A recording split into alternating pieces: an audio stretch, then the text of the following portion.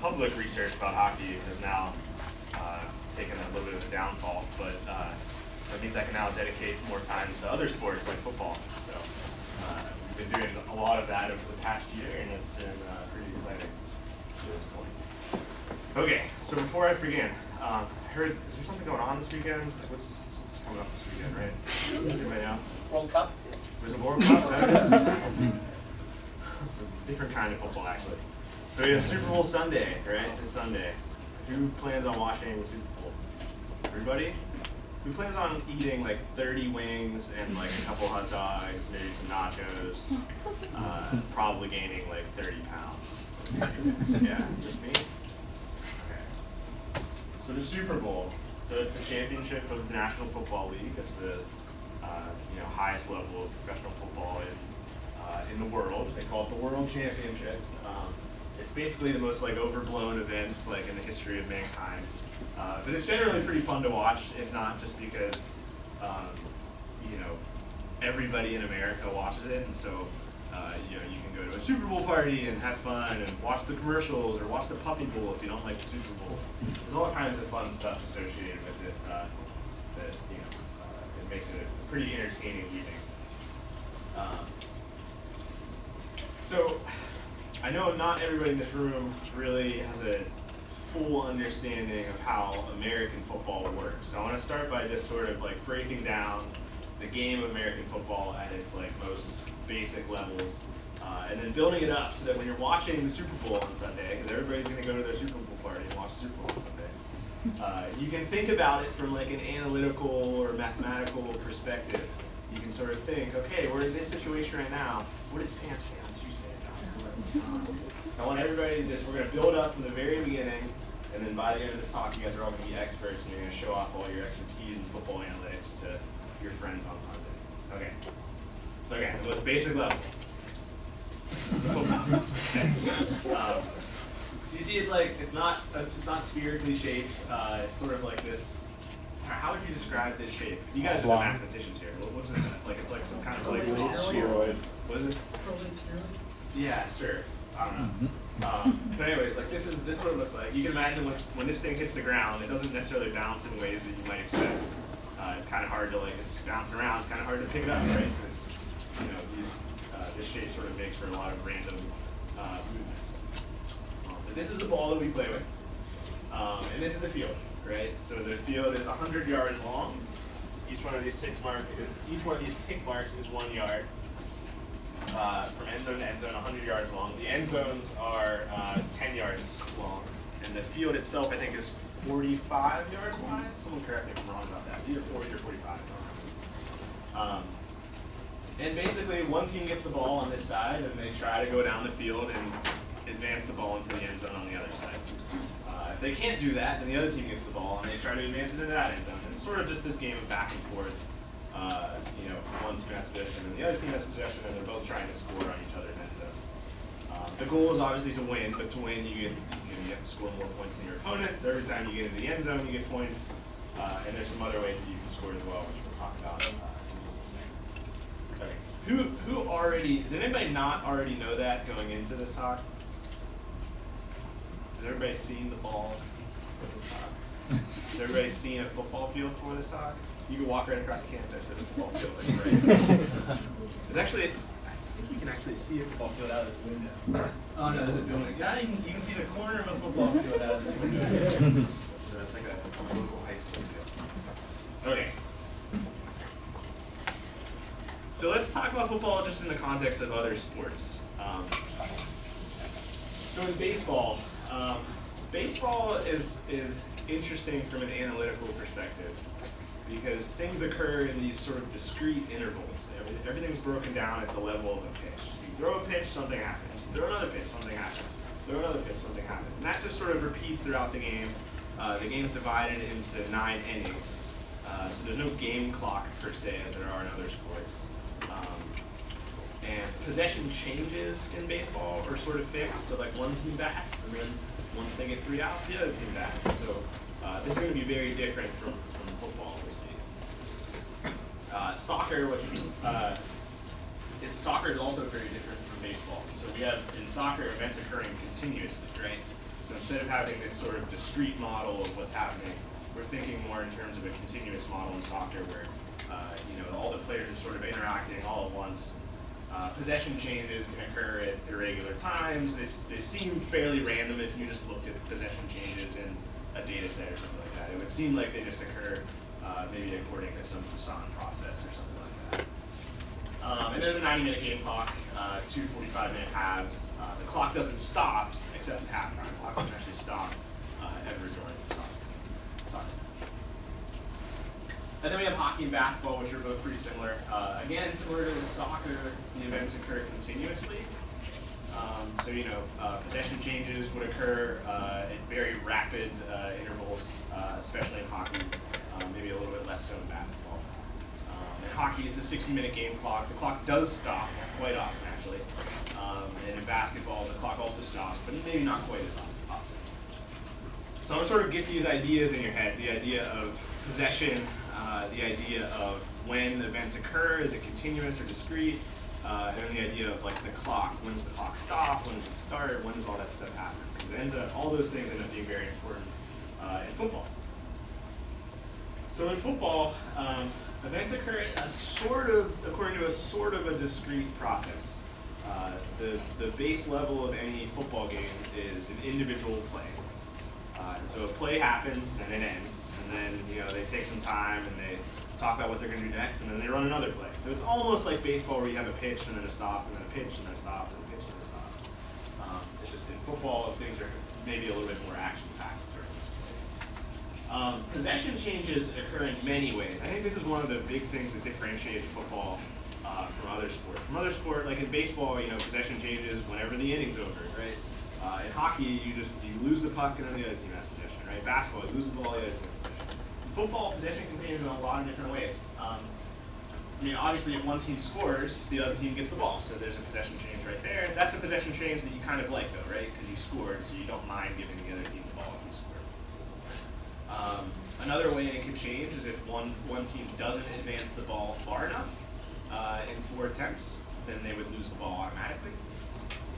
Another way it could change is if they don't advance the ball far enough in 3 attempts, they might decide to willingly sacrifice possession in order to gain an advantage in another aspect of the game, which is the position on the field, right?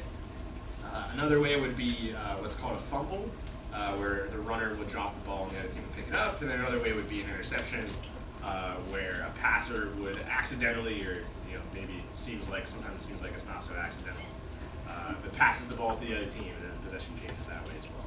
So there's a lot of different ways that possession can change, and that ends up being very important when we're thinking about how to model football from sort of a mathematical context.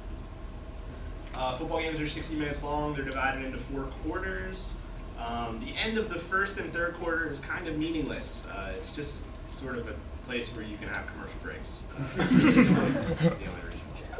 The end of the second quarter, or what's also called the first half, ends up being important because after that, there's a fixed change in possession at the end of the second quarter. And so that ends up being important for sort of like game theoretical reasons at the end of that first half. Same thing at the end of the fourth quarter, obviously the game would end, and so that's obviously a very important one. Let's talk about, so in the other sports, we're talking about when the clock stops, right? So in baseball, there's no game clock. In soccer, the clock never stops. In basketball and hockey, the clock seems to stop like all the time. In football, it's actually really confusing. It doesn't necessarily stop after each play. Sometimes it does, sometimes it doesn't. Sometimes it stops when you go out of bounds. Sometimes it doesn't stop when you go out of bounds.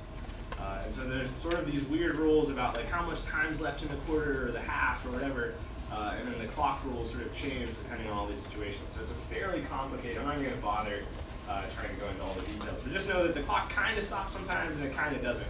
And we'll show a graphical example of how this comes into play later on. Okay, so this is like the basics of football. So now we're gonna start to move up into like some more complicated stuff. Okay. So let's talk about football possessions, because we think, generally, it's better to have the ball than to not have the ball, for the most part, right? All the things, everything else equal, we'd rather have the ball than have our opponent have the ball, right? So the possession team, but actually, who knows who the 2 Super Bowl teams are? Anybody? Yeah? Bronco and Pepper. Yeah, so we have the Denver Broncos and the Carolina Panthers. So if the Denver Broncos have the ball, they have 4 what are called downs, or essentially 4 plays, in order to advance the ball 10 yards. If they succeed, then they get 4 more downs to advance the ball 10 more yards. And this process will continue until they either advance the ball into the end zone or until they sacrifice possession in some way. Yeah. So is it 10 yards in one of the plays or 10 yards in total over all the plays? 10 yards in total across all 4 plays. So if you get 8 yards on the first play, you're looking pretty good. You only have to get 2 more in the next 3 plays, right? Okay, so does the counting automatically reset after the first time you get to 10 yards? Yes, after you get 10 yards, then it goes back down to first to the, you have 4 more opportunities to get 10 more yards. Yeah, good question. So, so that process will continue until the team either scores or until they sacrifice possession in some way. The question? Yeah. Roughly what percentage of the time will they be successful in getting their 10 yards? Oh, that's a good question. Probably over 50%, but not by a lot. Maybe like in the 60 or 70% range. I don't know, what would you say, Max? What do you guys think? I would say, like, how many times do you just get a first down?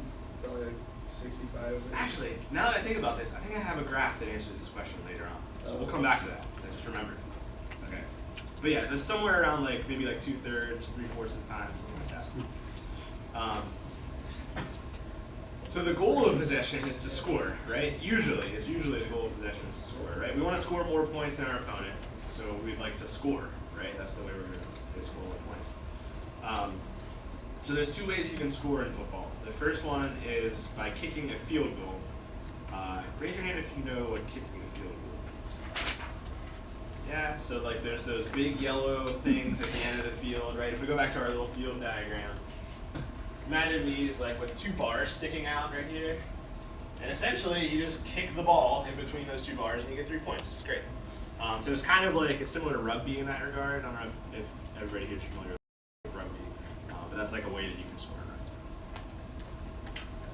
So that's one way you can score. That gets you 3 points. The other way you can score is if you get a touchdown, which will get you 6 points. So a touchdown is when you actually advance the ball. I'm going to go back to my picture here. You advance the ball all the way down the field, and you carry it into the end zone with possession of the ball. You get 6 points. So 6 points is better than 3, right? 6 is higher than 3. Did we learn that yet in this grad program? Okay. Just checking. So you get 6 points if you get the touchdown. Plus, you get a choice, okay? And this is sort of the first area where math could come into play in football. So you score a touchdown, and then you get a choice. Do you want to take a 1-point conversion? You have to kick a field goal from 35 yards away. Or do you want to take a 2-point conversion where you just have to advance the ball into the end zone from the 2-yard line? And then I even added some information. Oh, that's a typo. That should say 94.2%. Sorry. But the 1-point conversion is successful 94% of the time. And the 2-point conversion is successful 50% of the time. So which one do we choose? So this might be a little bit far afield, but I know that they changed the distance for the 1-point attempt recently. Yes, do that's you know really how good that's point. affected? So this 1-point attempt before this season used to also be taken from the 2-yard line instead of a 35. The problem was the team made the 1-point attempt essentially like 99.7% of the time. So it was just kind of useless from the perspective of making things interesting. So they moved it back to the 35-yard line, but even so, it's still 94% successful. So what will we choose? You have a choice between a 1-point conversion 94% of the time, or a 2-point conversion 50% of the time. Which one do we choose? I go for the 1 in blitz. You go for what? The 1 in blitz. You go for the 1-point conversion? So you take like the guaranteed point, you want the 7 points guaranteed as opposed to maybe messing up. It's a low variance. Yeah, low variance, that's true. Okay. So we're getting some mathematical ideas in here. Max? I mean, from a mathematical perspective, I would go for 2 every time. Okay, so we have one person who would go for 2 every time. I'm scoring up to play large numbers in your game. Okay. So so we're concerned about maybe some situational aspects of the game, right? What if you're only down 1 point? What do you do then? Still go for 2. Depends when it is. Depends when it is in the game, maybe. Yeah. What if you're up by 1 point? Do you go? Or sorry, what if you're up by 2 points? Do you go for 1 or do you go for 2? So maybe it depends on some other factors, right? So the expected value, right, if we just broke this down into expectation, the expected value of going for the 2-point conversion is a tiny bit higher, right, than going for the 1-point conversion. It also has a ton more variance, right? There's a lot of variance in these 2-point attempts, whereas there's very little variance in these 1-point attempts, right? But this is all going to be situational, right? There's going to be situations where maybe it would be nice to just have that 1 point, right? Maybe we just tied the game with our 6 points, and we just need 1 point to win the game. Well, I'm probably going to kick the field goal then instead of going for 2. So there's a lot of situations that come into play that are going to affect decision making at this level. And it makes actually for fairly complicated analysis of the game. Okay. So we said here that the goal of a possession, so we have the ball. Our goal is to score, right? That's most of the time our goal is to score. So what would be some other goals when we have the ball? Like what else do we want to do when we have the ball? Okay. Run down the clock. Yeah, maybe we're winning by a lot, and we just want to not give the ball back to the other team, right? Because our goal ends up being to win no matter what, right? We want to win the game. And so maybe we want to just take time off the clock while we have the ball. We're not really concerned with scoring. We're just worried about holding on to it for a little while until the clock runs out. If you know your team's not as good, Sorry. if you know your team's not as good, you could have the ball for a longer amount of time to increase the variance. Yeah, if you know that you're an underdog in a particular game, maybe you could employ a strategy where you try to hold on to the ball for a longer period of time so that you increase sort of the variance in the outcome of the rest of the game, right? That would be a pretty savvy strategy that I actually think not a lot of teams do in the actual league. Not do anything stupid. Okay, yeah, our goal is to not do anything stupid, right? Like if we're winning or if maybe the game's tied and all we need to do is get a field goal. Our goal isn't necessarily to go down and get a touchdown then. We just want to sort of get into position to kick a nice easy field goal and not do anything stupid along the way, like throw an interception or turn the ball over or anything like that, right? So you see a lot of sort of like risk aversion when you think about when coaches are making decisions about what to do, what plays to call, things like that that come into play a lot in a single game of football. Okay. So we sort of stepped up the analysis a little bit. So now let's do a couple like little thought exercises. So again, this is the field, right? I'm Team A. I'm the what team do I want to be? I'll be the Carolina Panthers, and then someone else can be the Denver Broncos on that side. So if actually we'll say everybody else is the Denver Broncos, I'm the Carolina Panthers. Okay? So would you rather have me have the ball on my own 1 yard line, so I have to go 99 yards down the field? Okay. Or would you rather have the ball on your 1 yard line and you have to go 99 yards down the field? Which one? Who votes for the first one? Who would rather? Again, you're the team on that side. Who would rather let me have the ball by a show of hands? Okay, and then who would rather have the ball and have to go 99 yards down the field? Okay, so it's a pretty even split. Does anybody want to argue? Who said that they would rather give me the ball? They'd sacrifice possession in order to give me the ball. Yeah. If you're all the way back there, I just need to make you screw up once, and then I'm in a good position. Whereas if I'm in the other way, it just takes one mistake to be in a really bad position. Okay, that's a really good point. So there's maybe a little bit of risk aversion coming in there, right? Or maybe you're really confident in your defense, right? You're confident that you can stop me from going 99 yards, more so than you are confident that you will be able to advance the ball 99 yards, right? It seems pretty difficult to do. Anybody else who took the other side? Who said that they would rather have the ball? We said earlier, everybody agreed that possession was better than not possession, so whoever, I don't know, I think everybody in this room, you guys made a mistake then, unless you want to defend yourself. What do you think? Anybody? Yeah? like we talked about before, there's a higher chance of scoring, which is the goal of the game, when you have the ball, rather than if your opponent has the ball. Okay, that's also a really good point. So you're sort of taking the side of it's always better to have possession than to not have possession. So, do I have a person who can kick the ball for 100 yards? That's actually a great question. I think the longest field goal ever was from the 50, from like right around the 50-yard line. So if you're standing here, I think that's the longest field goal ever was. Yeah. If I had maybe not ever, but like in an actual game was right around there. So if I have ever such a person, I can opt to choose kick the ball to the other side, so Yeah. it reduces it to the first case. Yeah, so I think you're making the broader point is just that it sort of depends on what kind of players you have on your team, right? If your defense is terrible, you probably don't want the other team to have the ball because they're going to be able to just run right through you or something. Or if you're really confident in your offense, then maybe you would do that. If you're really confident in your kicker being able to make a 100-yard field goal, then you can do that too. I wouldn't be so confident about it. Has anybody ever tried kicking field goals, by the way? Has anybody ever gone out? What's the longest field goal you ever made? 20 yards. Ha! I made one. It's actually really hard though. Like even if like you've played soccer before or anything like that, it's actually really difficult to kick these sort of like oblong shaped balls through these sticks. Okay. So I'll tell you where I would side on this one. I would rather give my opponent the ball on their own 1 yard. And I have math to back me up, so I challenge anyone to tell me I'm wrong. But we'll get to the math in just a second. Let's do another one of these. Okay, so we're gonna step up the level of complication on this one.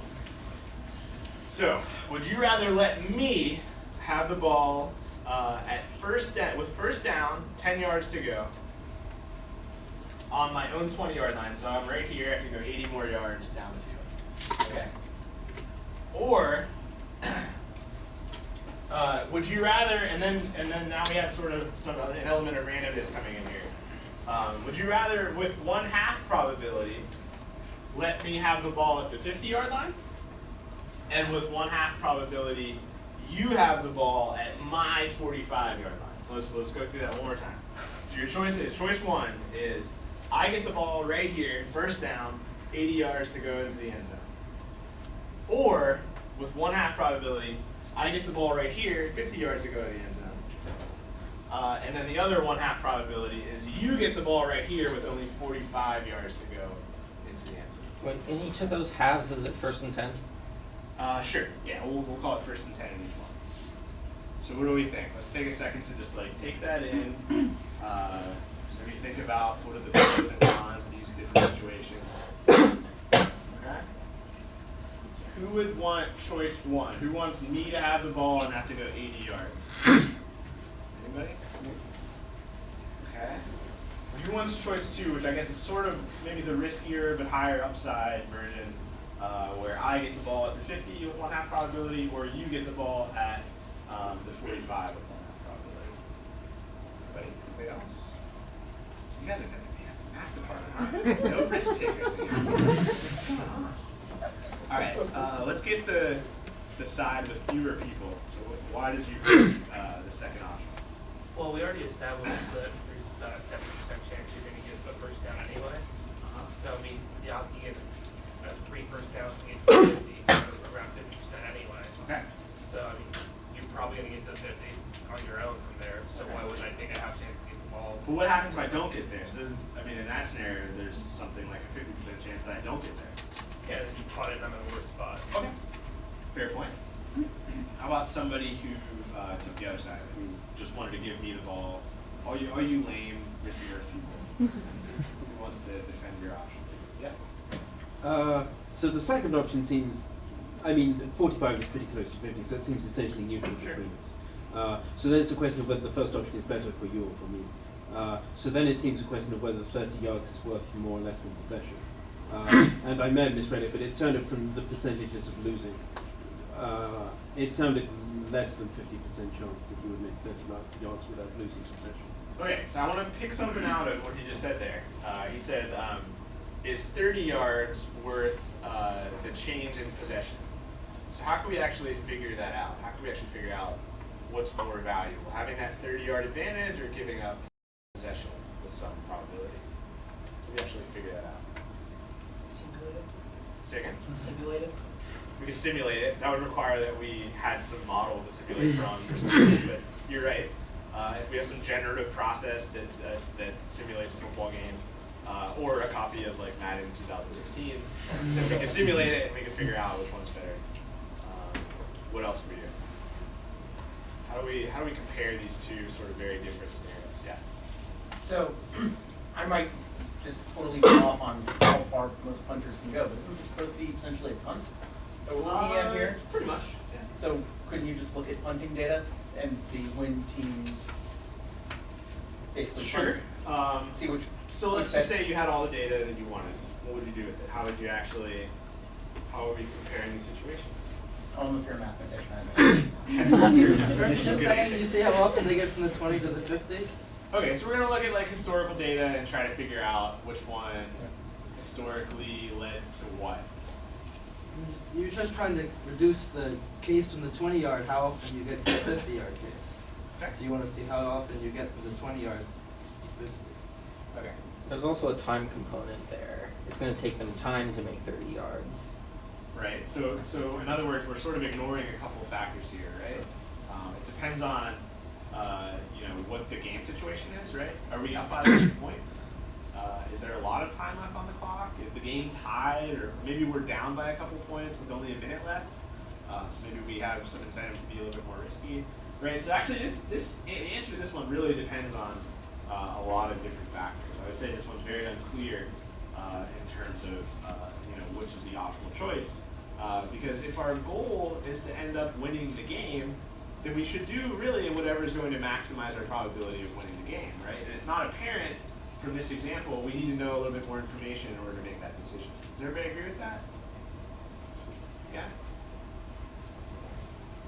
You can make a lot better of a decision. Like, okay, when you let them do this in principle, like, okay, so now we want to know what is the game state going to be like in like whatever 4 plays or something. Like, so you just figure out what the game state was 4 plays after like a situation like the first option.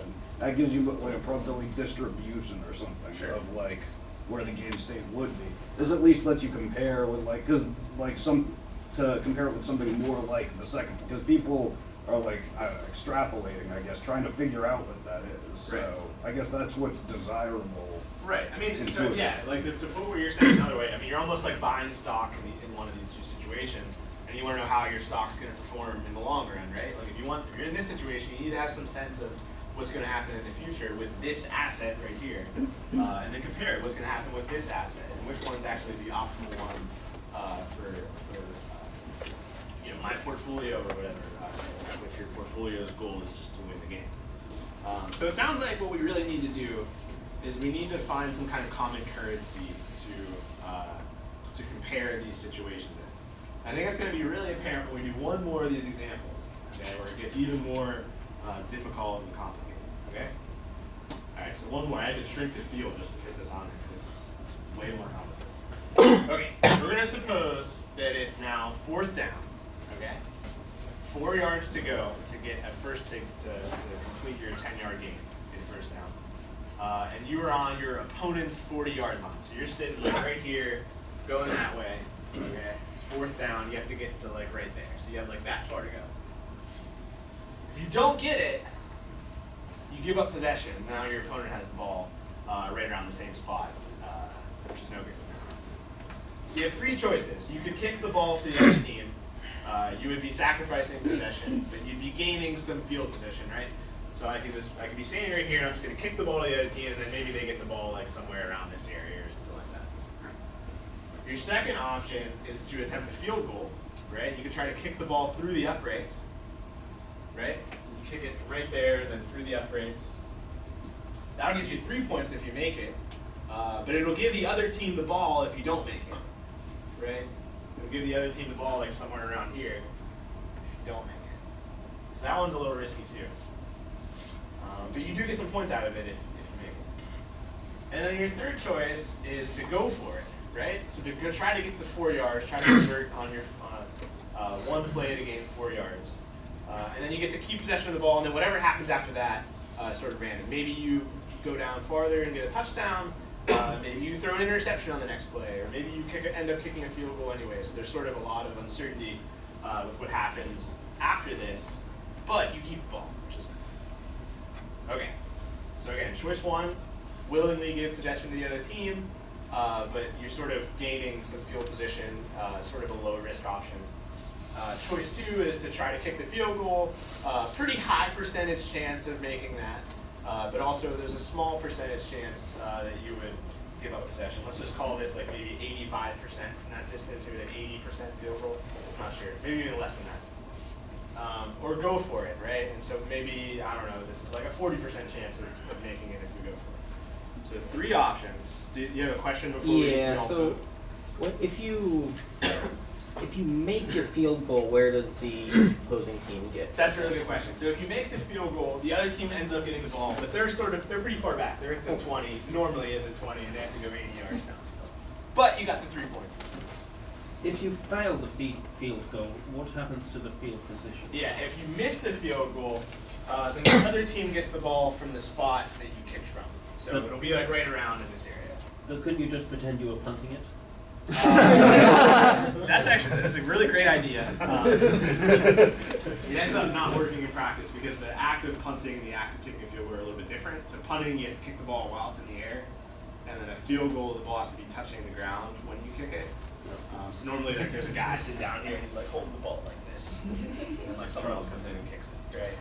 But then like the punt is like this.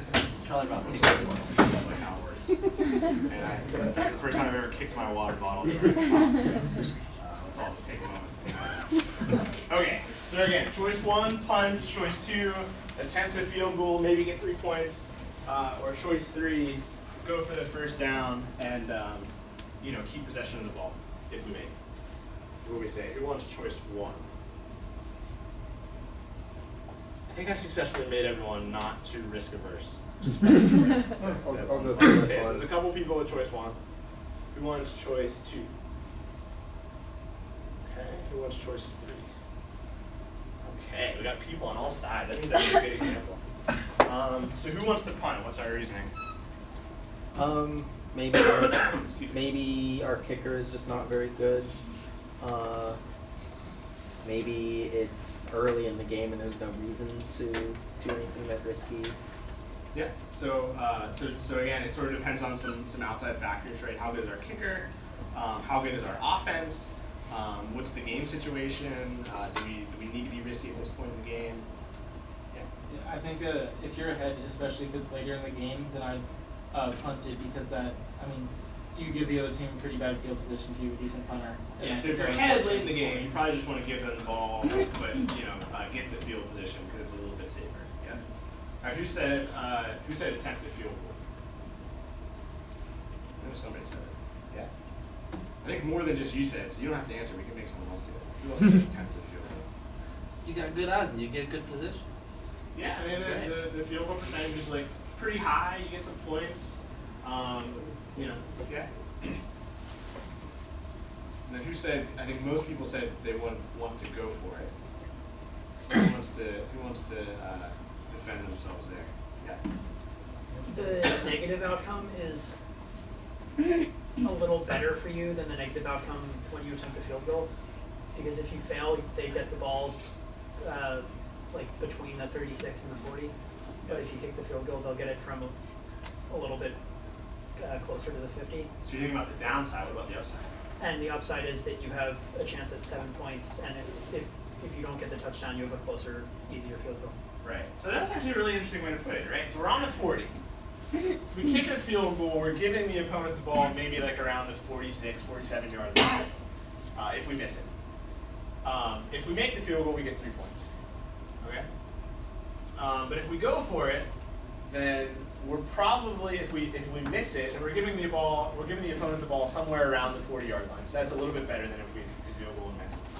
And if we make it, then we can still just kick the field goal again anyways, right? Now we have a better chance of making it. So it sounds like 3 is better than 2, and we're not really sure about 1. It kind of depends on some other things, right? The time of the game, the score, and things like that. Okay, so I think we're all probably experts now at like comparing these different situations. Yeah. Should we condition on the fact that we have a whole of 4 yards to go when it's our 4th down? Yes, and in fact, we're going to do exactly that in like 2 or 3 slides. Because Very good point. it seems Yeah. like Right, because if the yards to go was 8 or 10 or 20 or something like that, maybe our decision changes, right? Or if our yards to go was only 1 yard to go, then maybe. no, I mean like condition as in update. Perhaps the other team is better after all, and it's much less. Oh, like taking into likely account how once. good the other team is at stopping things from this distance. Yeah, Yeah. that's all things that you can incorporate into some model. That's a really good point.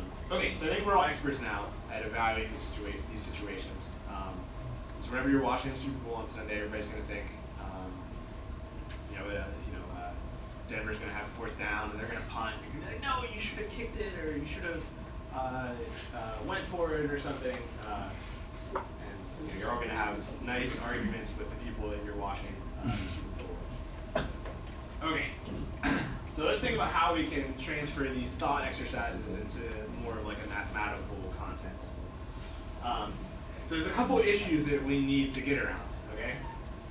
But our goal is going to be to answer the question, how much is each one of these scenarios worth? How can we sort of break each one of these scenarios down into some common currency just so we can say, oh look, scenario 1 is worth more than scenario 2. There's a couple issues we have to get around. The first is that we need to assign a value to each one of these potential game scenarios, right?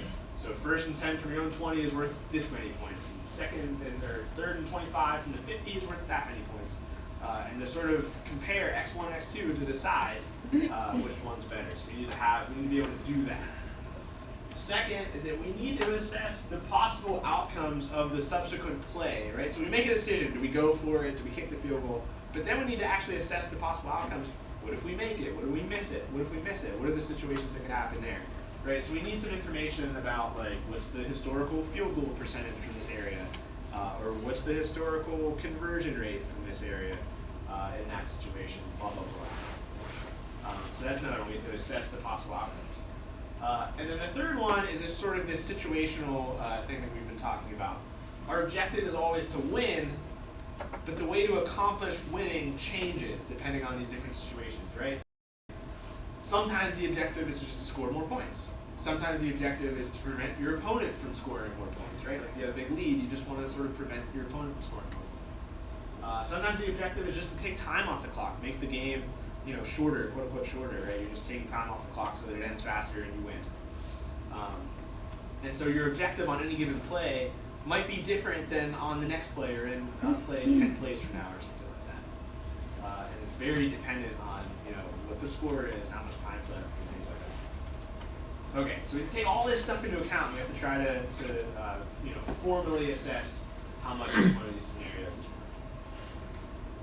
And so there's 2 common ways to do this, and this is what some people, I don't know if I necessarily agree with this, but I think they called it the holy grail of sports analytics or something like that. And the 2 ways to figure this out are, these 2 concepts are expected points and win probability. So with expected points, we're measuring the value of each one of those game situations in points, right? So we have our 1st and 10 from the 20-yard line. We need to be able to say, how many points on the scoreboard do we expect this to be worth for us? What's our expectation of how many points we're going to gain from just being in this situation? So again, the way we're doing that, just as a couple people suggested, is, at least if you're an applied mathematician, not a theoretical mathematician, is we're going to look at historical data, and we're going to figure out how many points teams have scored on that particular drive after being in a similar situation to the one you're in. You can actually do this with just a nice little linear model. You don't have to use a linear model. You can use whatever kind of model you want. You can use a non-parametric model. You can use whatever you want. But the response variable is just the number of points that those teams scored on a drive, as after that play happened. And the explanatory variables, right, your covariates, are just things like what the down is, what the distance is, how much time's on the clock, what yard line we're on, things like that. And so we're just building a model off of historical data that's modeling how many points we are expected to score given this situation. So that's nice because it quantifies each situation in terms of an amount of points that it's worth, right? So we can say, oh look, kicking the field goal will give us 2.91 expected points, whereas punting will give us negative 1.3 expected points. And going forward on 4th down will give us 4.5 expected points.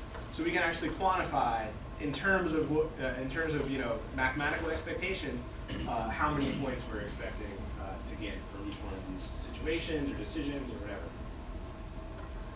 So then the second one is really similar, but it's a little bit different. Win probability. So it's similar in that we're still trying to measure the value of a situation in terms of some universal thing. It's just that here, the universal thing that we're trying to measure it in isn't points, but it's the probability that we win the game, right? So if we're in this situation, what's the probability we win the game? If we're in that situation, what's the probability that we win the game? And so how would we actually build a model of that? Well, again, we can look at this historically. We can look at historical data. We can see teams in similar situations. Have they won the game when they were in this situation? What's the probability that they ended up winning the game, given that they were in the same situation that we were? And if they made this decision or that decision, how did that change the probability that they won the game? And so how could we actually use that information to assess what we should do? So you can actually do this, and again, you don't have to do it this way. You can do it with whatever kind of model you want. You can do it with a logistic regression model. So just a pretty basic linear model where our response variable is just the log odds of winning, right? We're going to measure the change in the log odds of winning. And our covariates are the same as they were before.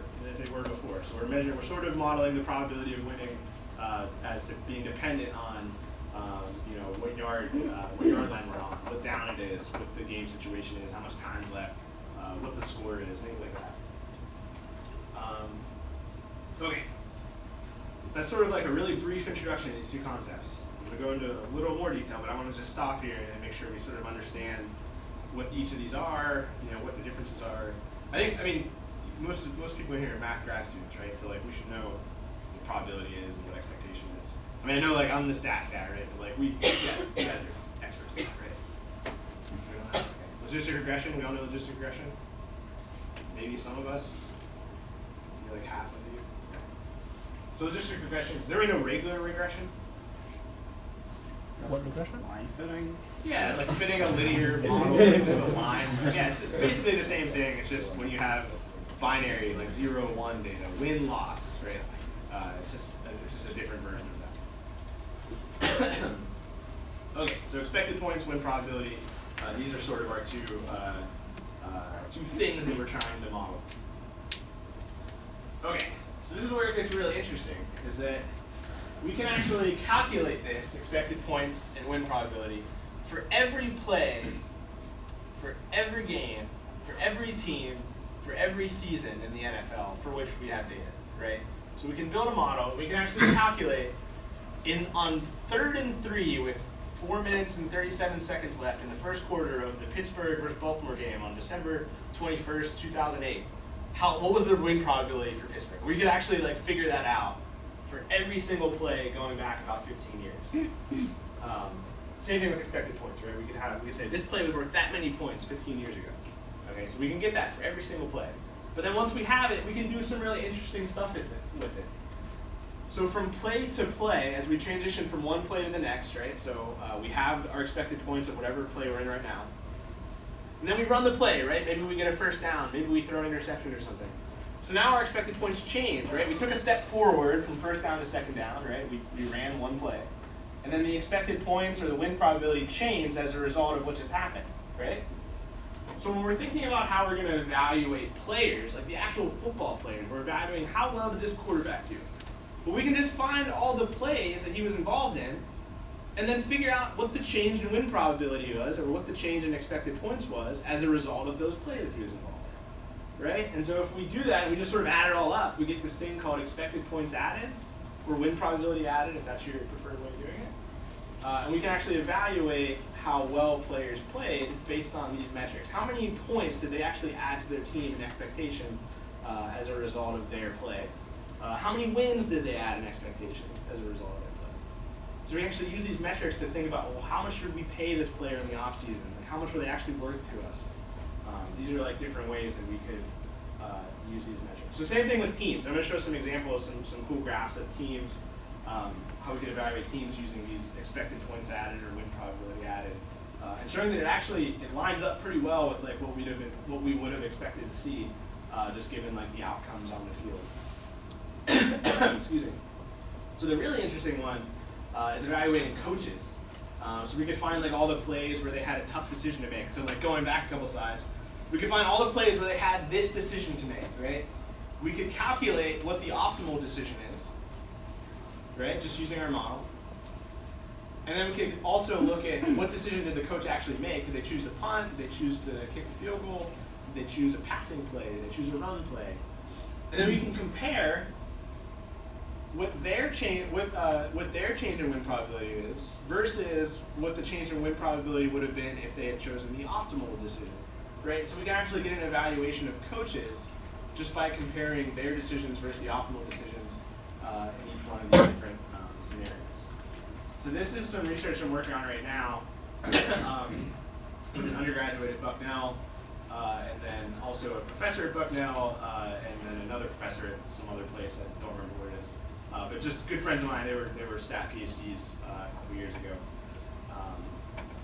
And so we're working on this project right now, and it's actually, we've gotten some really interesting results. I'm going to show you a couple of results in just a second. Do you have any question? Yeah, so this method of evaluating coaches seems kind of suspect because you're basically saying how close is what they're doing to what this AI essentially It's definitely, so it's suspect in that it definitely assumes that my model is correct, right? Yeah, so like we build a model, like, we can assume our model is correct, right? Like my model's the best, get out of here. But yeah, like that's definitely a limitation, right? Like if we're missing anything in our model, like information that the coach has that we don't have, then things might appear to be suboptimal to us when in fact they might not be suboptimal. So I mean, if this is an effective way of evaluating coaches, then you should just fire all the coaches and then use your... Yeah, that's a good point. Every coach's rating here will be negative, right? It's just the difference from optimal to what they actually did. So like no coaches, they're either going to be perfect or bad. Like that's the option. They can't be better than optimal. Yeah. So, just out of curiosity, are you thinking also about like, there's like, in NFL football, at least, there's sort of a meta game, right? Because these players are players who you've got the whole season, and so, if you run your quarterback into the ground in the first, half of the season, he's going to be, you could cause permanent, I'm from DC, so we had RG3 who got destroyed, Yeah, it's a really big problem right now with running backs in particular. So running backs are like the players who, they just get handed the ball and then they basically just run into a pile of 20 people. It's like if you do that 300 times this season, your body ends up not liking you very much. And so what happens is a lot of running backs will get hurt in the middle of the season and not be able to play like in the playoffs, for example. So you're right that there's definitely some long-term goals that they're also trying to maximize here that we're definitely not taking into account in these models. We're just thinking about win or loss in a single game. I'm betting that that's not too important in terms of like affecting the model, but you're definitely right that we're ignoring those things.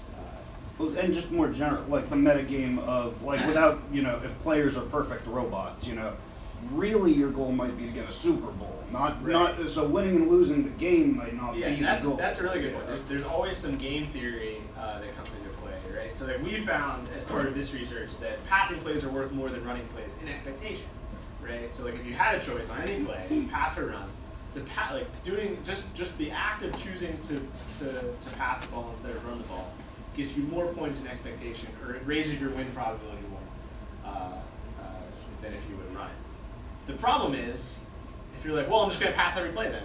Well, now the defense knows that you're going to pass every play, so then that's all going to change, right? They're going to change the way they defend you, and so maybe then passing isn't quite the optimal choice if they already know that it's coming, right? So there's always some game theory that's involved here. So there's definitely like a lot of limitation with this approach, but again, it's sort of, we're just trying to ground these different situations in some common currency. Yeah. So a question about evaluating players. The total change, thinking about, really great teams of quarterbacks and receivers, right? So if you put them in together, they're going to work together and increase that net win probability. Whereas if you just have one of them on their own, Yeah. How do you so- sort of disentangle the Right, effect so of right, a- so right now, like the way this is set up, we're not really taking into account like any kind of synergy between players. Or like a lot of coaches, for example, will talk about like on an offensive line, it's like the 5 guys who are blocking for you.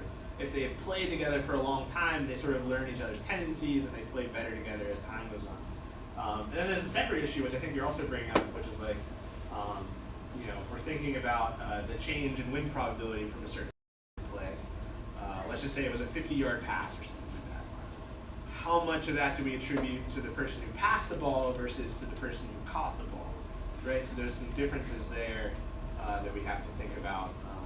How much credit are we giving to the receiver just for getting open versus how much credit are we giving to the passer for putting the ball in the right place so that he could actually, so that the receiver could catch it, right? So there's some different things there that admittedly we have not, like that's all, it's way beyond the granularity of the data that we have. We just sort of have the results of each play. But you're right that in the future, and I'll talk about this in a couple slides, in the future it'll be, hopefully have some of that information to help us answer these questions. Okay, so now I'm gonna go rapid fire through like a bunch of graphs, okay? This is the fun part of the talk. Because we weren't having fun before, right? Okay. So this is, okay, so let's break down what we have in this graph. So this is in the 2014 NFL season. So not the one that just happened, but the season before that, the 2014 NFL season. So if we remember that, that was New England versus Seattle in the Super Bowl. There were some teams who were like really terrible, like Jacksonville was really terrible. Some teams were like really good. So this is, this on the y-axis, we have our predicted change in win probability. So we looked at every play, we looked at the change of win probability on that play, and we added it up for each team, right? So the teams are going along the x-axis. And so when we add up our predicted change in win probability, we get a number that's between like -8 and like +6 or so. And the way you can think about this is the number of wins that team should have above or below 8, right? Because there's 16 games in a season, and so 8 wins would be like, okay, we broke even. So this is the number of wins that we had above or below 8 wins. And so we see, if you remember the 2014 NFL season, we see this sort of bears out in our model, right? So Jacksonville last year, I think, went like 1-15, or they're absolutely terrible. They're at the bottom, right? They're awful. Oakland last season was terrible. Tampa Bay, Tennessee, both of those teams were terrible last season. Chicago, also terrible. And then we look at the good teams, right? So we had good teams like Indianapolis. We had good teams like New England. We had good teams like Seattle. And then a couple of other ones too. Philadelphia is in there. They had a really good year last year. So it seems like our model is doing pretty good at the start. So we can actually break this down in terms of offense and defense. We can look at how many predicted wins above, or predicted wins added that each team had offensively and defensively. So on offense, it looks like the best offensive team was Seattle. Looks like Philly's offense was also really good, right? Oakland was terrible again. Jackson was terrible again. We see that the y-axis scale here changed a little bit, right? Because this is only half of the game, right? Offense is only half the game. We also have defense. So while before we were about -8 to +6, now we're at -4 to +3, right? And we see that we can actually, like this ends up lining up really well with what we actually observed last season. Like if you compared it to how good you just thought each one of these teams' offenses were, it would line up pretty closely to what you would expect. Yeah. On the first graph, it looked like there was a lot of teams that are like below -6. But it looks like there's very few teams. So there's more teams that are really bad than teams that are exceptionally good. Yeah, Is that I would like actually say that that's a consequence of the league and not so much of the model. Yeah, because it's 0-sum anyways. Right. If you think about it, there's actually incentive. Like if you know you're going to be bad, there's incentive to be really bad. Right. You get better draft picks. It helps you improve your team, in the future. No, it's true. Like this happens in like every sport. You see like the tail of that distribution, right? The tail of the distribution of team abilities ends up being a little bit skewed off to the left there because teams are purposefully trying to be really bad. Any hockey fans in the audience, you know about the Buffalo Sabres last year. You know what I'm talking about. They were purposely tanking to try to get this really good prospect. It was terrible. Okay, so we had total, we had offense, then we had defense, right? So this is where it gets really interesting, right? Because now the skew goes the other way. Really good defenses. Jacksonville, really good defense? What's that mean? Did we mess up something? Defense was really good. You inverted it. No, we inverted it, right? Because defense, like we're looking at this from the perspective of the offensive team, right? So the number of wins that were added on these plays, it's always with respect to the offensive team, right? The team with possession. So Jacksonville gave up 4.5 wins or something like that to the other team throughout the course of the year while they were playing defense, right? So the good defenses now are teams like New England, Philly, Seattle, Indianapolis, Detroit last season. And then the really bad defenses are teams like Chicago and Cleveland. Well, Cleveland's bad in everything. Kansas City, it looks like. Remember, it's Jacksonville. And a bunch of other ones. Right, so our win probability added is always with respect to the home team, or sorry, to the possession team, not, the team we're looking at down there on the x-axis. Okay? How do we feel about this? We don't feel good about this? What'd you do with special teams? We didn't do anything with special teams yet. We're still trying to, I don't even want to talk about it. It's too hard. But that's a good point that like some of the, like when we are off by quite a bit or something, it could just be like random special teams variation that we're not really taking into account yet. But yeah, it's a really good point. Like, we'll get there eventually, we're not there yet. It's an ongoing research. Okay, so I talked about a couple other ongoing research projects that I'm working on. So one is, so like one question that some people in here, like at least the applied half of you, the applied mathematician half of you, might be interested in is how could I actually like do some of my own NFL related research? Maybe I want to like write some paper about NFL analytics before the Super Bowl and then show it off to all my friends at the Super Bowl party. So if you want to do that, one of the projects I'm working on is an NFL data scraping R package. Who knows what R is? Okay. Who's going to go home and if you don't know what R is, download R, start using it religiously. Okay. So Max and I, Max is sitting over there. Hi Max. Say hello to everybody. Max and I are writing, and I shouldn't say Max and I, it's mainly just Max, is writing an NFL data scraping R package. And so we're sort of modeling this after another professor here, or he's not a professor here anymore, his name's Andrew Thomas. He is now working for the Minnesota Wild hockey team. So the two of us wrote an NHL data scraping package that was called NHL Scraper. And the purpose of it was just to sort of allow other people to, so like data scraping is like a pretty complicated task. It's like merging a lot of different data sources and pulling stuff from the internet and all this like kind of complicated stuff. It's easy to do a really bad job of it, and it's difficult to do a really good job of it. So we wrote an R package that would do that. And so Max and I are writing our own version of this for the NFL, for the National Football League, to sort of provide this play-by-play data from the NFL that we're using as like the basis of these expected points models to be able to provide that to other researchers, who are interested in football analytics. So we have a very incomplete version of this on GitHub, I think. But the nice thing is that when it's complete, then you'll be able to use it for free, and you'll be able to do write your own NFL papers and things like that as a result of this. So that's one ongoing research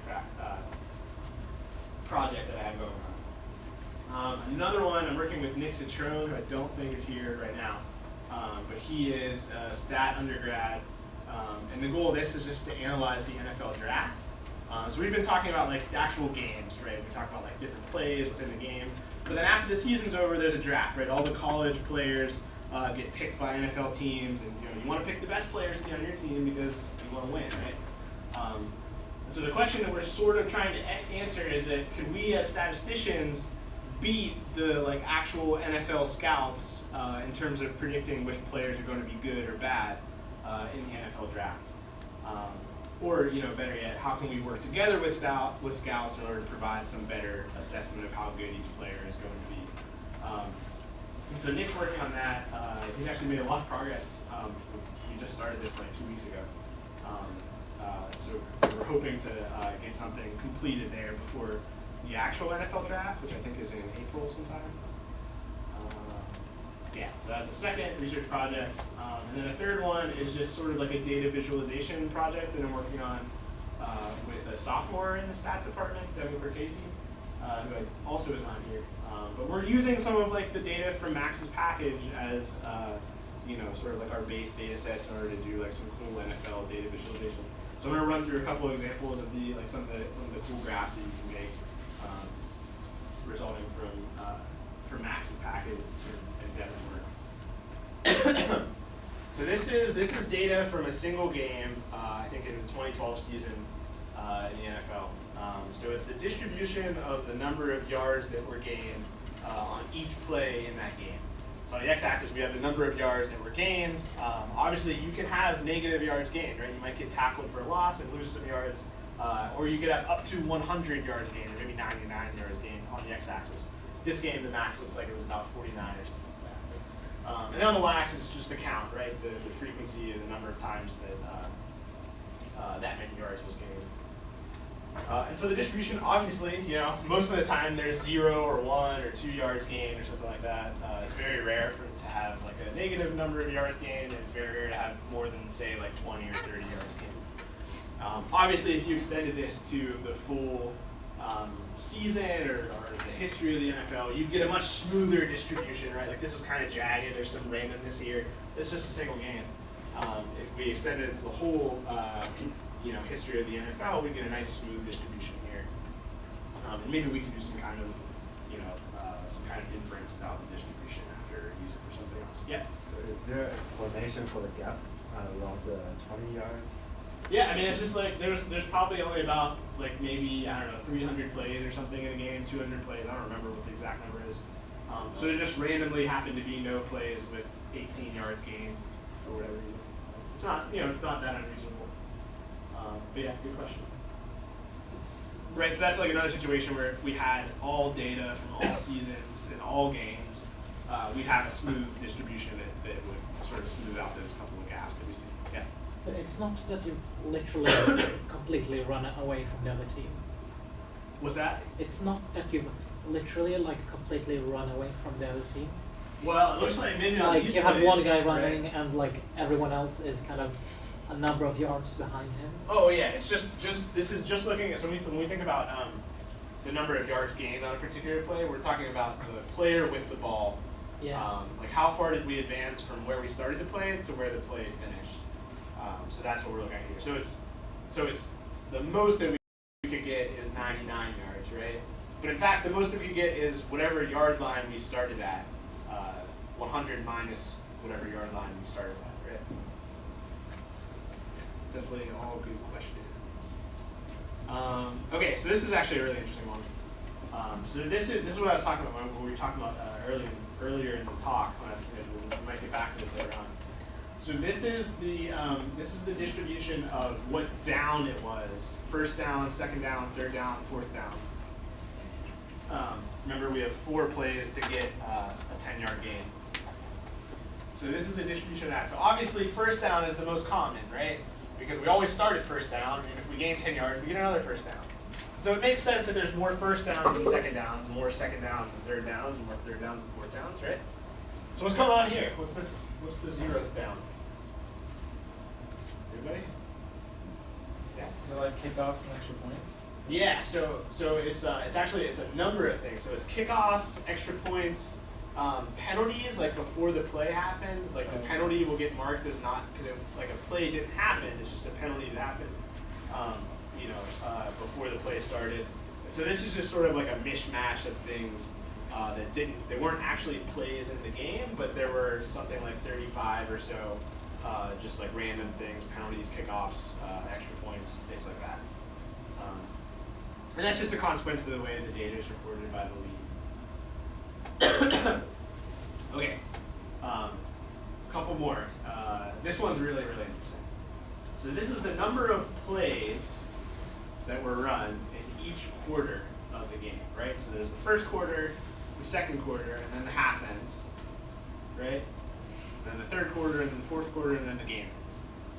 So what's going on here? It's like, wouldn't we expect to see a pretty much uniform distribution for each quarter, right? We would expect to see the same number of plays in each quarter, right? Seems to make sense to me. So what's going on here? Yeah. There's going to pass plays stop the clock more often. Therefore, and you pass the ball more at the ends of the halves. It's it's faster to move the ball that way, and you have a time constraint at the end of the halves.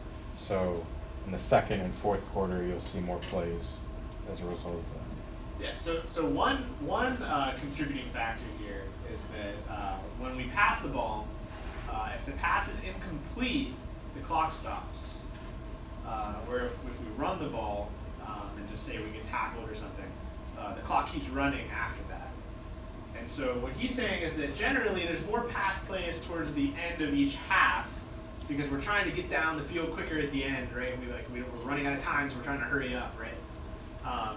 And so that's part of the reason why there's more plays in the second and fourth quarter compared to the first and third quarter. So what would be another reason? Anybody else know? This is sort of going in the opposite direction. But presumably the losing team is trying to speed things up. But isn't the winning team trying to do an equal degree to slow everything down? Yeah, that's a good point. Now, I mean, the other thing that I would say as a result of that is just that, I mean, this is just one single game, right? So it could just be that in this particular game, the losing team had the ball at the end of the fourth quarter or something. So there's a little bit of like randomness that's affecting it. Anybody else know another reason why? Just because of the rules of the game, there's more rules to stop the clock near the end of the halves. Yeah, so actually, another time the clock stops, sometimes anyways, is if you run out of bounds, sometimes the clock stops. But actually in the first and third quarter, if you run out of bounds, the clock doesn't stop. Whereas at the end of the first half, the end of the second quarter, and at the end, and I think throughout the entire fourth quarter, the clock stops every time you run out of bounds. Okay, so there's some rules that change depending on what point of the game it is, relating to the clock, that allows for more points to be scored, or sorry, for more plays to be run in the second and fourth quarters, as opposed to the first and third quarter. So there's a couple of reasons that's happening. But I don't know, we saw this graph a couple weeks ago, and we were like, oh man, it's like so cool. We were like, oh, this doesn't make any sense. And they were like, oh yeah, it actually doesn't make perfect sense. So, math, right? Math always it always gives us the right answer. You can't doubt it. Okay, so here's another one. So this is going top left to bottom right. We have the 2010 season, the 2011 season, the 2012 season, and the 2013 season. Excuse me. On the x-axis, we have the top quarterbacks in that season. They're arranged alphabetically. And on the y-axis, we have how many yards they threw for in that season. Okay. And so we took the subset of only quarterbacks that threw for 2,000 or more yards. And so we see that I think one interesting thing in looking at this series of graphs is looking at the y-axis. Right, so like this y-axis, like the top passer only went up to about 4,000 yards. But in 2012, the top passer was actually over 5,000 yards. And I think that was actually the year was it Drew Brees? Yeah, it was. Did I say Drew Brees? Looks like it says Drew Brees. I can't really read it. That was the year Drew Brees broke the passing yards record, right? Yeah. So this was actually like a record that was set this year. That's why it sort of jumps up to the next level there. But it's just sort of a way, like we're coloring these bars by how many yards each quarterback threw for. But it's just sort of a way to get a quick glance at how well did the top quarterbacks do each season. So the two quarterbacks in the Super Bowl. Does anybody know who the two quarterbacks are in the Super Bowl? I know you know the answer because you answered like every other question. All right, let's hear it. Peyton Manning and Newton. Yes, so we have Peyton Manning and Cam Newton. So Peyton Manning's like, he's super old. He's like maybe like 75 years old or something. he's like 39. That's really old for a quarterback. He's in like 1,000 commercials. Nationwide is on your side. Everybody knows what I'm talking about? Yeah. So he's in all the Nationwide commercials, in all the Papa John's commercials. That's all the guy does is do commercials. But it turns out he has a pretty important football game to play this week as well. So he's on one side for Denver. And then Cam Newton, who's sort of like the young gun, you know, he's like sort of the next wave of star quarterback that's coming in. So it's sort of like the young versus old matchup at the Super Bowl. So Cam Newton plays for the Panthers. I think we're gonna do. Did I get this in there? Yeah. Okay. So we can see like how each of these two quarterbacks did over the past 4 years in their career. So we have 2012 to 2015. 2015 obviously was the season that we just observed. And we see that Manning, as he's getting older, so Manning's in this, so Denver's like an oranges team, so Manning's in this like oranges color here. So that Manning's like, oh, he was really good, and then he just like was really going downhill the past couple of years because he has like arthritis and he can't throw the ball anymore. Whereas Cam Newton was sort of like a little bit fluctuant, but now it seems like he's on the upswing in this upcoming year. And so this is the number of, we're looking at the yards per attempt here as opposed to the number of passing yards that we were looking at on the other one. So one thing that this doesn't really take into account is running, right? So quarterbacks can throw, but they can also run, right?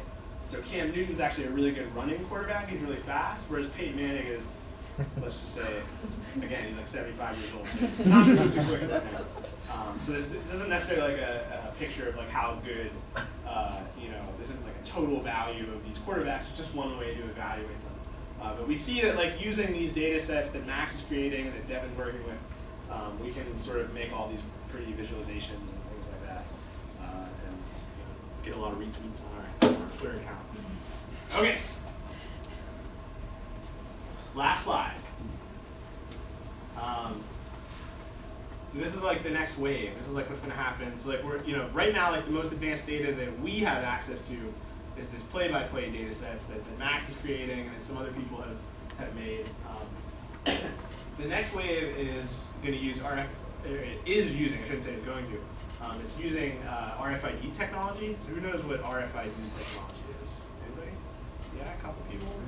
So RFID are like the little chips that they put, like sometimes they put them in like, I don't know, like you ever go to Walmart and like, you know, the little thing ring whenever you walk out and they think that you stole something or something like that.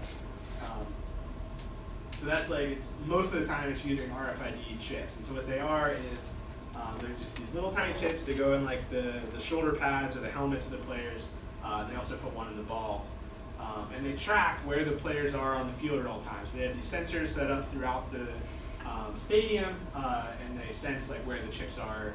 They sort of like are geolocating the chips. And so what you can actually see is like, so this is the end. This is a snapshot of the end of a play.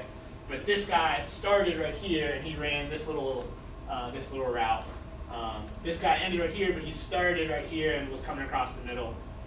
It looks like maybe he threw it to that guy way down there. I can't really tell. Looks like maybe the guy threw the ball to this guy. It looks like he's like looking up and trying to catch it. This isn't really a good image, so I can't really see where the ball is. But the point is that like the data sets that we're going to have over the next couple of years are going to be massively bigger, right? We're going to have things down to like the millisecond of where each player's location was at each time. And so there's going to be a ton of information here that we really need just more people to analyze and sort of improve our models, our expected points model, and our win probability model with these new data sources. So I personally think this is really exciting if we could actually get our hands on this data. The problem is right now it's sort of proprietary.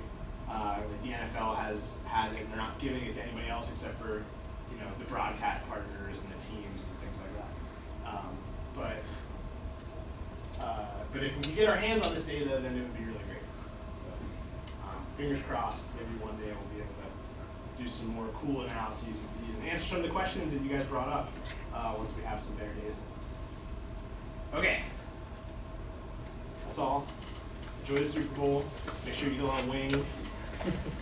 We're done.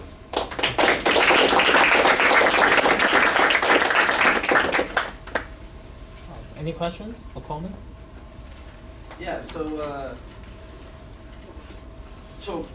thing that bothers me when I watch football is people like to throw out statistics all the time about situations in the game, and we play 16 games this season, and data sets are generally fairly small to make assertions about the players. So I mean, I guess what you could do is make assertions about large-scale things like people over long period of times. But even then, I feel like your amount of states is really large. I mean, like 100 yards and times, there must be some like serious graining going on between pumping up like yards and stuff. Yeah, I mean, so there's definitely some score bias in terms of like how they mark down how many yards were gained, right? Like they'll never say that like there were 5.57 yards gained on the play. Like, it'll just be 6 or something. That's one issue. Is there even sufficient data to use like the integral yard amounts and I don't know, small clumps of time, and is there enough Not sure. data to do analysis like that? Well, so I think your point about like, you know, your small sample size point at like the player and team level it's a good point. Like if you're thinking about, you know, if you're thinking just in the context of games, maybe those 16 games aren't enough for us to say, you know, how good each player was or how good each team was. But if we're thinking about things at the play-by-play level, which is what Max and I are sort of doing by building this data set, so we're increasing our sample size by a ton. Like now we don't have just 16 games for each team. We have 16 times, say, 200 plays for each team. So now like we've really increased the order of magnitude of our data that we have. So now we have like 3,000 observations on which we can evaluate these teams, as opposed to just the 16 that we're used to seeing in, say, a box score data set or something like that. So it is sufficient with the number of states here. Because I mean, I remember I read a book once on sabermetrics based. There were assertions that you would think that people can make with certain levels of confidence, that at least these analysts said that about certain situations, they use like 5-year data. Yeah, I mean, there's definitely a lot of randomness in this data set, and that's why, like, you know, when we're thinking about how to build a win probability model, we probably just want to build it on every piece of data that we have, right? We want as much information getting in there so that we've picked up all that randomness and are sort of trying to account for it in our model. But you're definitely right that like in those small samples, like there's a lot of error. You know, even if we make the right decision might still result in being wrong 40% of the time, right? Like maybe we decide to go for it on that one slide. But even then, like, you know, going for it's only going to result in the ideal outcome some percentage of the time, and so, you know, you have to. I think that's a big reason why coaches don't go for it quite as much, is because they're more fearful of losing their jobs than they are excited about getting that extra 0.7 expected points or whatever. I don't know where this would apply, but do you have any of your work, does it have any kind of confidence bounds for like? Yeah, I mean, so anytime you're building like the models that we're talking about here, like these sort of all kind of like error properties built in, right? So you could if you're making a prediction like, oh, this play is going to be worth this many expected points, like that's going to come built in with like some kind of error around what your prediction is making. Obviously, when we're thinking about expectation, right? So if we're going back another slide, and we're thinking about this situation, right? Like each one of these, when we're talking about breaking these each down into expected points or win probability, what we're really doing is looking at the distribution of possible outcomes that we could have, and then coming up with some final measure of that. So like expected points is just taking in the distribution of possible outcomes and then giving you the expectation of that distribution. So again, it's sort of accounting for that full distribution. You could get the variance in the points too. Like there's many ways that you can account for error when you're using models like this. That's a really good question, because I think like in modern sports analytics, in any sport, people aren't thinking about error as much as they should. They're just sort of thinking, well, what's the one number answer, right? And that's kind of what we did in this talk, right? We're just talking about like win probability, expected points. Like these are just the single numbers that should give you the answer. But we definitely should be thinking about uncertainty and error estimation and things like that whenever we're fitting these models. Yeah. Does the game clock have a sub-second granularity? Sorry, say it one more time? The game clock. Yeah. Does it only count seconds, or does it count like sub-second? It does count sub-seconds, but we don't see it. Okay, you only see seconds. Yeah. And do you have kind of all this data for all the 50 years? We have this. It's 2002? online through like 2000, or at least what I've been using is only back to 2010, but you can find it online back to 1950. I mean, back 50 years ago. Well, so the play-by-play data specifically, I think it only goes back to about 02 or so. I think before For that. The JSON data that I'm using is only 2010. Right, the data source that we're using is only 2010, but I think that there is some play-by-play data somewhere that goes back to 2002. It's not in the same format as what we're using. But before that, they were like, why would you ever want all this stuff? Like, it doesn't, who cares, you know? Like, that's sort of the opinion that Okay. most people have. Can you make bets after games have started? Have you tried to make money this way? You can make bets during games if Yes. you want to. They have like there's live betting. I think someone else brought up like daily fantasy sports. There's a lot of ways that you could try to use this data to make money. Have you tried? Have I tried or have I been successful? I think that's a sufficient answer.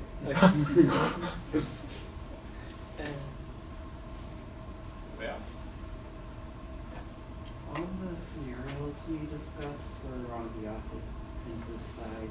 Is there anything to decide if you're on defense or is it Yeah. really the offense? Right, we've been thinking about all this stuff with respect to the offensive team. When we're on defense, like what are some of the decisions that coaches make on defense? It's not quite as apparent. Like you're not calling, if you're on defense, you're not saying, oh, I should call pass play here. Like you're just sort of thinking about like how many, what kind of defensive formation should I line up in? Should I blitz? Should I not blitz? The reason we're not really thinking about all that stuff is because we don't have that information in our data set. Like we don't have information about when the team blitzed or what formation they were in or anything like that in our data. And so we're sort of, right, like, you know, what we've done so far is just thinking about like, well, how could we use the information we do have to build the best model, and then we sort of stop there. Hopefully when we get that information, we can incorporate it all in. And you're right that that's sort of a very overlooked part of the game, you know, in the context of this time. So do you think you'd be able to get that from the RFID data? You could. It would require a lot of computer programming, but you could for sure. And you can detect, you know, formations, and blitzes, and things like that. It would be pretty tough. Anybody else?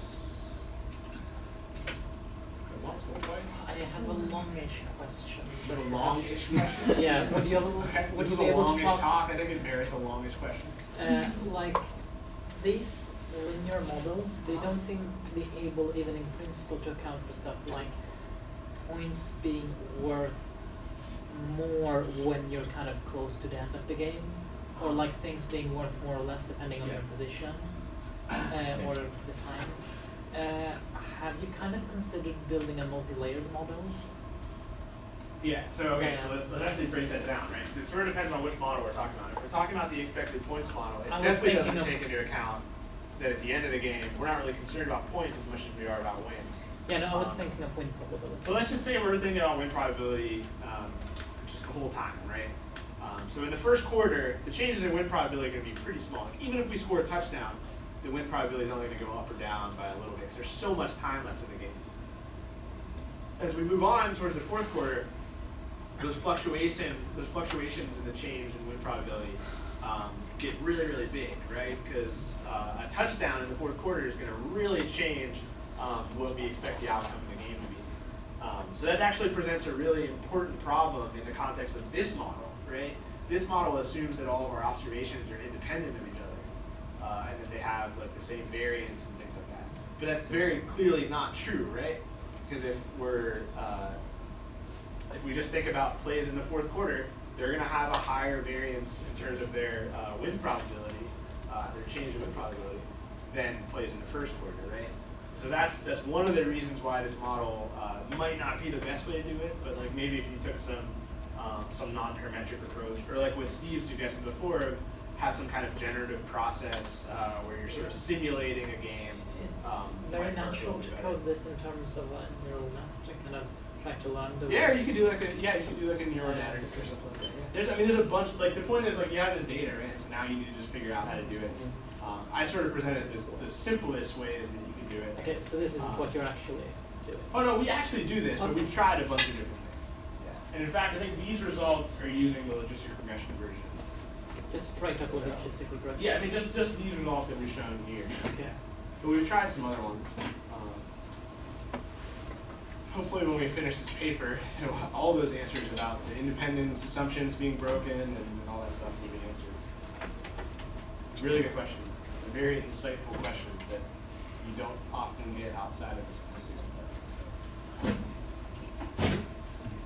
All right. I think we're done. Yeah? Yeah, okay, let's dance them again. Everybody enjoy the Super Bowl.